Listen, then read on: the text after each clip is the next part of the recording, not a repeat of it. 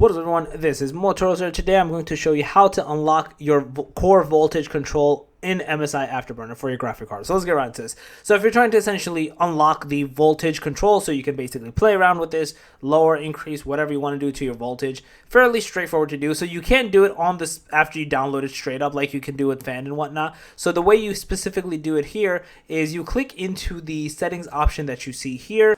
And in here, you're going to see your graphic card. And if you have more, you can obviously change it up. And then in the compatibility properties section, you're going to see over here, it says unlock voltage control. And you're going to see the different types of MSIs, the standard MSI, extended MSI, third party, reference design, etc. This is the standard MSI that you're seeing. You're going to basically press apply. It's going to say you're going to have to restart MSI Afterburner. So let's just say yes, we're going to do that now. And voila, you can see now you can change your voltage. So you can basically put a number. You can do whatever you want. You can essentially change it to however you'd like it to be changed. So yeah, that's basically it.